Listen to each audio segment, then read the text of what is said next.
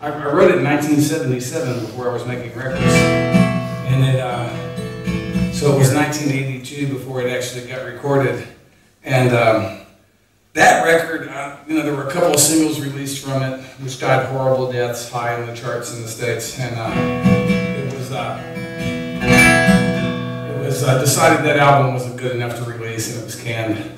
And so that didn't see the light of day for a few years. And then I made another record in 1986 called Guitar Town that did better.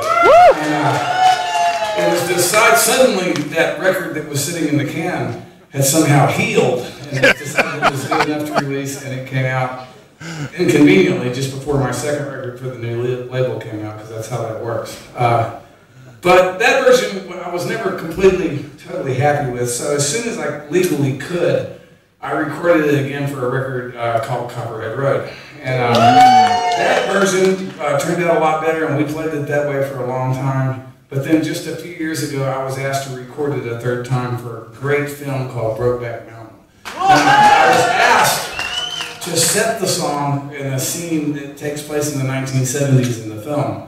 And I think that's why we finally got it right, is we were asked to set the song in the decade it was actually written in. This song, people used to hear this song and say, oh, that's a gun control song. And I would argue with them, because when I wrote this song, I had a whole trailer full of fucking guns. Literally a trailer. And I grew up in Texas, hunting and fishing, and I just didn't see anything that weird about being a peacenik with a fucking arsenal in his house. But things change and evolve, and hopefully. And I had to kind of start my whole life all over again 17 years ago. And one of the first things that happened after I got clean is my ex-wife handed me a completely out of control teenager and just said, here. And, well, you might have met him. And the first thing Justin did after he got in my house was he went in my bedroom when I wasn't looking, and he got the pistol that I kept loaded under my mattress for home protection. And he hid it, and he would not tell me where it was. Now, I knew he was lying, but I didn't know what to do about it. You're not doing your best parenting at 4.5, 5 months clean. So I just decided the only thing I could do was make sure he was where the gun wasn't. So I called my brother, and he came over, and we strip searched Justin, made sure he did not have the gun, and it was a pretty big gun. And then we wrestled him into the car, sort of like trying to wrestle a live deer.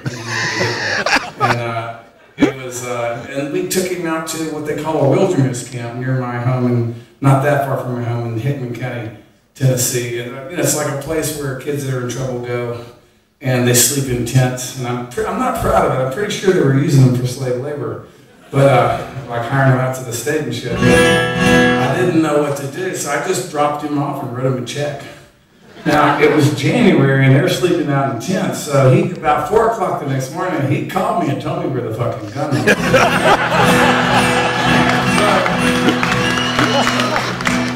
And for my part, what I learned is I haven't had a gun in my house ever since.